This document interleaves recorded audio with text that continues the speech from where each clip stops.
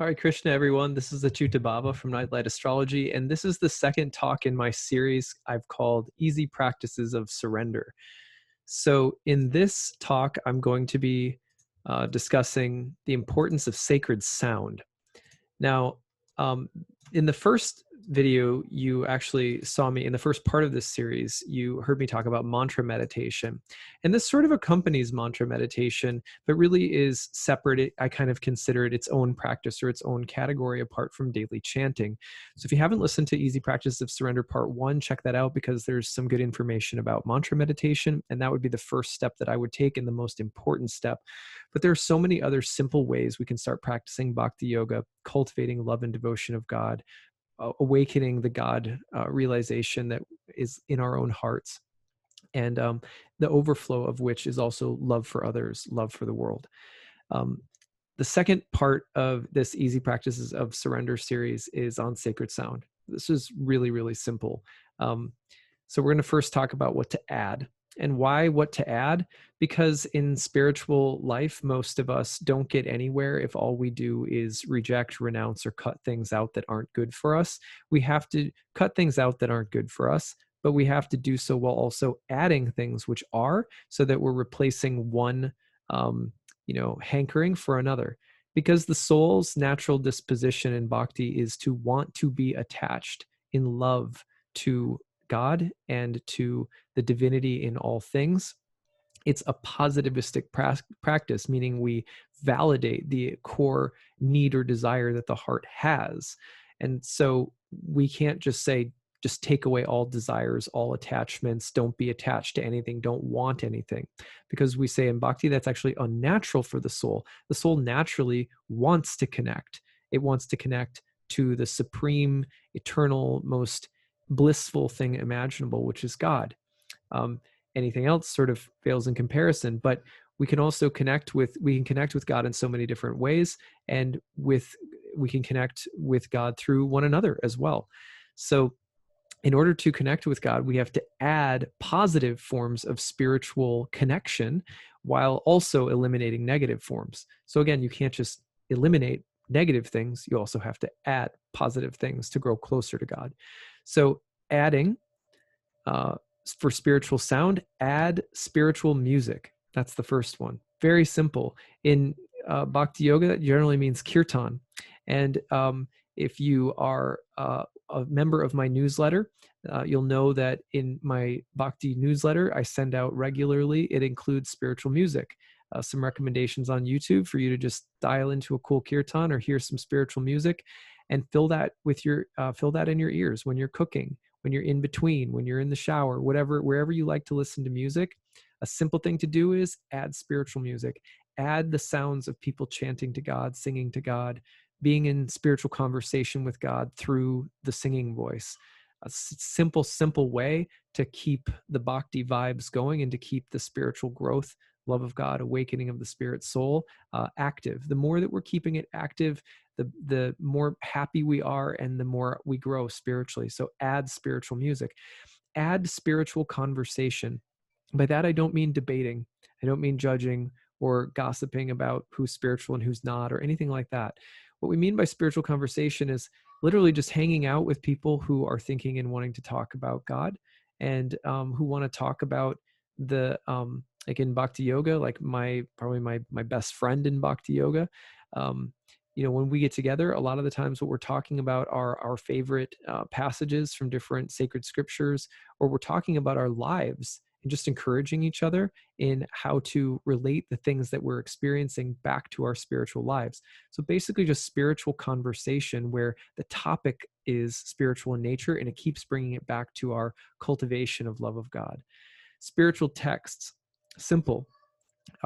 Reading spiritual texts out loud is so nice because you hear the sounds of these very ancient sacred texts that are, again, in Bhakti Yoga, we say they come directly from the spiritual world through realized sages.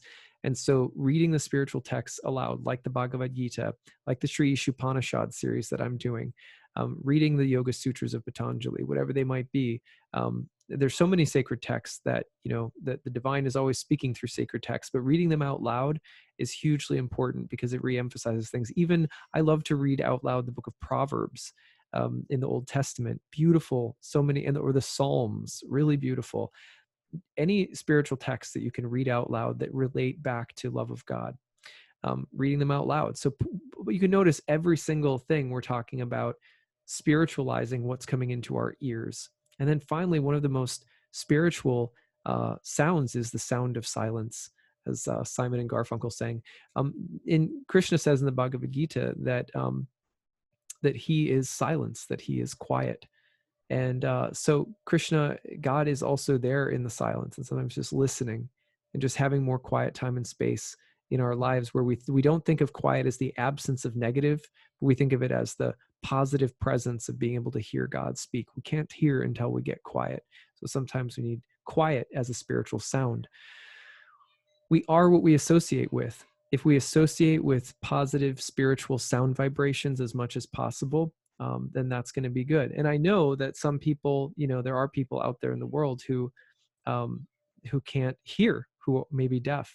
And there are different ways of engaging the senses other than just our ears in Bhakti Yoga.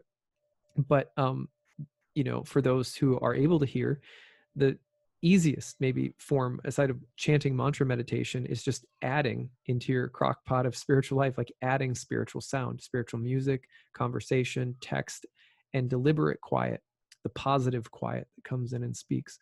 So we become what we associate with, and it shapes our karma, and it shapes our future lives as well, because birds of a feather flock together. If we're used to doing something or hanging out in a certain place with certain people and certain kinds of sound vibrations of higher or lower, denser or lighter qualities, that's what we will perpetuate. So this is a really simple part of bhakti life that can be done every day, and it slowly starts to shift your karma, which is a byproduct that's pretty awesome too. Like, you'll start to feel better.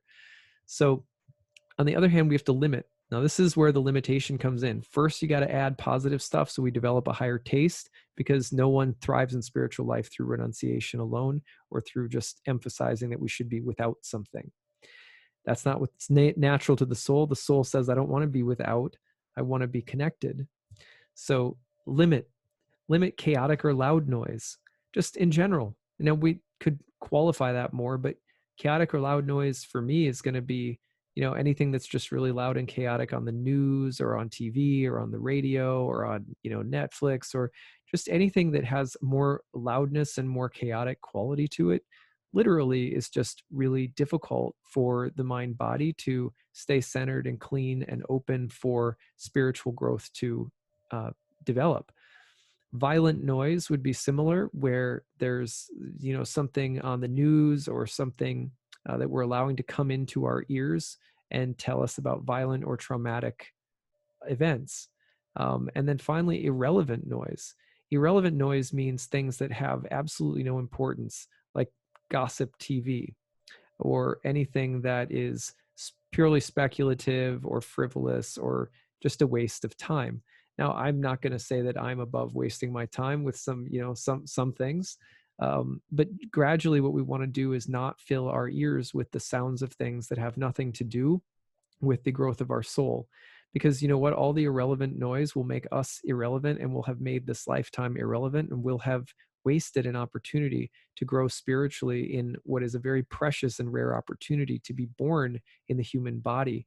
Because the human body as a form of life is thought to be very rare and precious when it comes to evolving the spirit soul.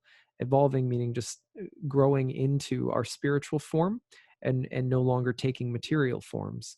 The material energy is thought of as another one of God's energies. It's beautiful and it's divine, but it doesn't give us a good match for what our souls prefer in terms of happiness, because nothing lasts here and we can't get comfortable, and then we die.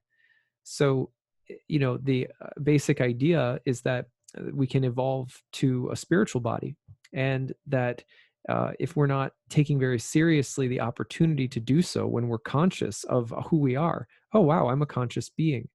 And I can reflect on who I am and why I'm here, and grow spiritually through my association with mantra, sacred sounds, et cetera, then what we associate with in the positive has the ability to um, keep us growing into our highest self. Now, the other thing is we have to repeat this daily. This isn't just, listen to a couple of good songs or whatever and, kind of get into a good mood and then sort of forget the practice. We have to repeat this daily. Feeding the soul happens through the proper spiritualization of the five senses in Bhakti Yoga, which means we use our senses every day to link to or join to worship, love, devotion, connection to God.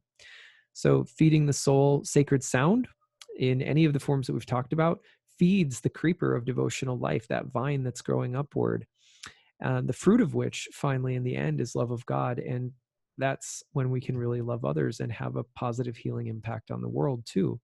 So the more we water the soul with sacred sound and limit um, sound that's irrelevant, violent, chaotic, traumatic, stressful, that is one of the easiest ways to practice surrendering the heart and awakening the spirit soul. So I hope that this easy practice of surrender video was helpful, and I would love to hear your comments.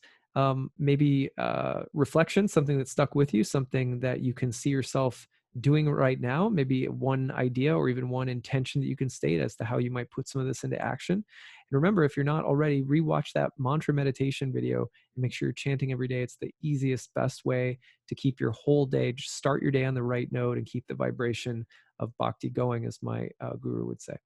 All right, so I hope that you are all doing very well right now, and I look forward to another video soon. Hare Krishna.